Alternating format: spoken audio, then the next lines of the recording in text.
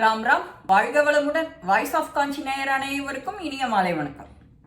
இன்னைக்கு என்ன பார்க்க போறோம்னா ஏகாதசி துவாதசியை பத்தி பார்க்க போறோம். ஏகாதசி வருஷத்துக்கு 24 இல்லை 25 வரும். இப்போ மார்கழியில வர ஏகாதசியோ வைகுண்ட ஏகாதசி. ஏகாதசினாலே அது மகாவிஷ்ணுக்கு உரிய நாள். ஏகாதசிக்கு ரொம்ப பிடிச்சதும் விரதம் ஸ்ரீ மகாவிஷ்ணுவுக்கு ரொம்ப பிடிச்சது. அது இருக்கிறதுனால என்ன பலன்? ஏகாதசி விரதம் இருந்தாக்க அன்னைக்கு முழுக்க கோவிந்த நாமா விஷ்ணு நாமா என்னென்ன நமக்கு தெரியுமோ உணவு தண்ணி எல்லாத்தையும் தவிர்த்துட்டு பெருமாளையே தியானம் பண்ணி அவனுடைய சரணங்களை பற்றிண்டு வெறும் துளசி தீர்த்தம் வேண்டாம், ஓகே, அதை எடுத்துட்டு நம்ம பூஜை அறையில் விளக்க ஏற்றிண்டு விஷ்ணு சஹஸ்ரநாமம் எத்தனை முறை வேணாலும் பண்ணலாம். அது எது பண்ணுறதா இருந்தாலும் ஒரு கூட்டமாக சேர்ந்துட்டு பண்ணினா ஒரு 10 பேர் 15 பேர் அப்படி பண்ணினா இன்னும் ரெட்டிப்பு பலன். ஏன்னா இன்னைக்கு இந்த மார்கழியில் கோதை சொல்லியிருக்கா இல்லையா, கூடி இருந்து குளிர்ந்தேலோ ரெம்பாவாயின்னு. அதனால அவளுடைய வாக்குக்கு தகுந்த மாதிரி எல்லாரும் சேர்ந்து இந்த இன்பத்தை அனுபவிக்கணும்.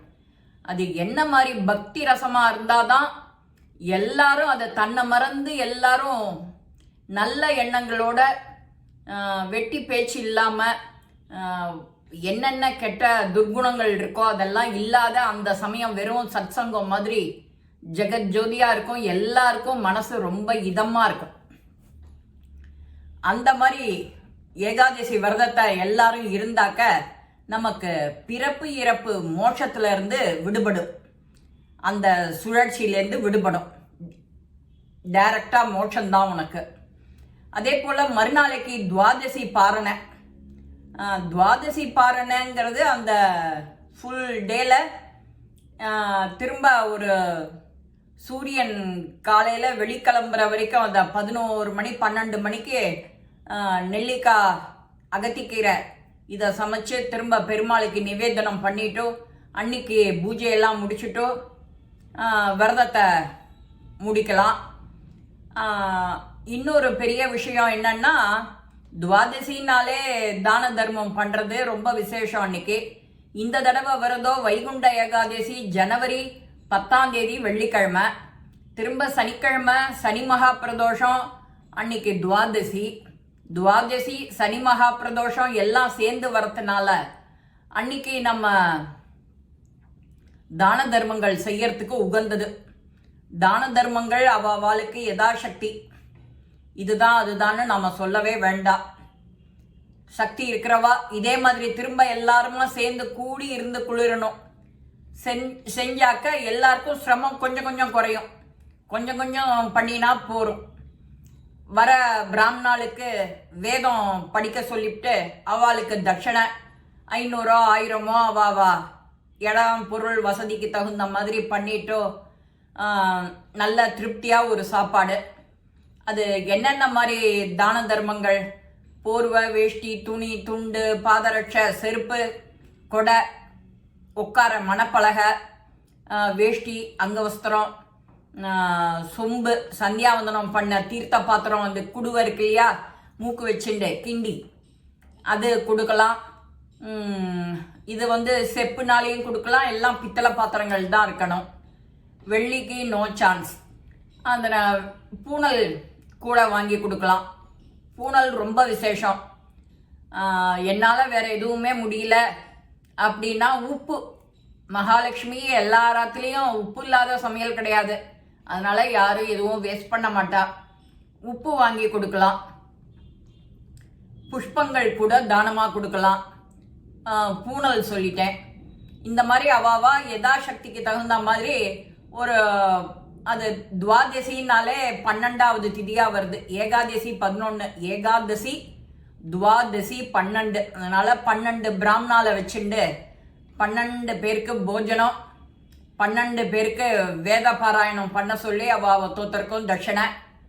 அவ எல்லாருக்கும் நன்னா அறுசுவ விருந்து மனசு திருப்தியா அந்த மாதிரி செஞ்சோன்னா நமக்கு நிச்சயம் வீடு பேரு நிச்சயம் உண்டு.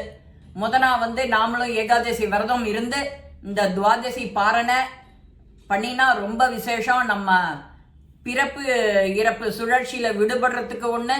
நம்ம வருஷம் 2025 ஆரம்பத்தில் இந்த ஏகாதசி ஜனவரியில் வர்றதுனால ஜனவரி 10ஆம் தேதி 11ஆம் தேதி துவாதசி. இதை செஞ்சு நமக்கு நாமேன்னு ஒன்று பண்ணிக்கிறோம் இல்லையா? நம்ம ஆற்றுல என்ன பூஜை விசேஷம் பண்ணுற மாதிரி நம்ம எல்லாருமா சேர்ந்து 5 பேரா 6 பேரா வர செலவை அப்படியே டிவைட் பண்ணிக்கிறது இல்லையா? இருக்கிறவா கொடுத்து இல்லாதவாளை அப்படி வச்சுக்கலாம். எப்படி வேணுமோ நம்ம எதா சௌகரியம்னு சொல்லியாச்சு. அன்னைக்கு பெருமாளை வழிபட துவாதசி இதெல்லாம் முடிச்சுட்டு பெருமாளை வழிபட்டுன்னு வந்தா புஸ்தகம் ஸ்லோக புஸ்தகம் கூட வாங்கி கொடுக்கலாம், ஞானத்தை கூட தானமாக கொடுக்கலாம். அதனால தானத்தில் சேர்ந்தது அன்னதானம். அன்னம் வரவாளுக்கு வயிறு திருப்தியா சாப்பாடு விருந்து வச்சாக்க இந்த வேதம் பாராயணத்தோட தானத்தோட அன்னம் விடுறது ரொம்ப ரொம்ப விசேஷம். இந்த மாதிரி புண்ணியங்கள் நமக்கு எப்போதுமே வேணும் நம்ம வீடு பேர் அடைய. அதனால இந்த ஏகாதசி துவாதசி மகிமை ஒரு தமிழ் மாசத்துக்கும் ஒரு ஏகாதசி அந்த பேர் உண்டு. அந்த மாதிரி இந்த ஒரு ஏகாதசி கார்த்திகை மாச ஏகாதசியில தான் துளசி மகாவிஷ்ணுவை கல்யாணம் பண்ணிக்கிறா. அந்த மாதிரி ஒரு ஏகாதசிக்கு ஒரு விசேஷ பலன் உண்டு. நாம நம்மளுடைய கர்ம வினைகள்லேருந்து பாபங்கள்லேருந்து நமக்கு என்ன நீங்க அனுகிரகம் வேண்டின்னு இருக்கேளோ தாயார்கிட்டையும் விஷ்ணு கிட்டையும். தாயார்கிட்ட வேண்டினாலே போறோம், தாயார் சிபார்சு பண்ணி விஷ்ணு கிட்ட சொல்லி உடனே நமக்கு காரியம் ஜெயமாயிடும்.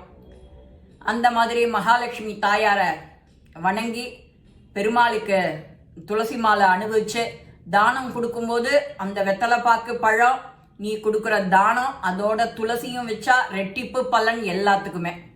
அன்னைக்கு துளசிக்கே அவ்வளவு விசேஷம். இந்த மாதிரி துளசியை நாமளும் பாராயணம் பண்ணி அன்னைக்கு விஷ்ணு சஹஸ்ரநாமம் ஒண்ணுமே முடியாதவா விஷ்ணு சஹஸ்ரநாமம் கோயில்ல பாராயணம் பண்ணி நாராயணனுக்கு ஒரு அர்ச்சனை பண்ணி வரவா சுமங்கலிகளுக்கு ஒரு வெத்தலைப்பாக்கு பழம் கொடுத்தாலே போறோம். அது அவ்வளவு விசேஷம். சில பேர் இப்படி பண்ணுவா, சில பேர் அப்படி பண்ணுவா. நமக்கு என்ன முடியுமோ அந்த கேடரை நாம சூஸ் பண்ணிக்கிறோம். அவ்வளவுதாங்க. இந்த 2025 அமோகம்தான். நாராயணா நாராயணா நாராயணா. இந்த பதிவு உங்க எல்லாருக்குமே பிடிச்சிருக்கும். லைக் பண்ணுங்க, ஷேர் பண்ணுங்க, பெல் பட்டனை கிளிக் பண்ணுங்க, சப்ஸ்கிரைப் பண்ணுங்க, கமெண்ட்ஸ் பாக்ஸ்ல கமெண்ட்ஸ் போடுங்க. ஸ்ரீ மகாபெரிவா திருவடிகளே சரணம். நல்லதே நடக்கும். ஆனந்தமா இருப்போம் நண்பர்களே. வாழ்க வளமுடன்.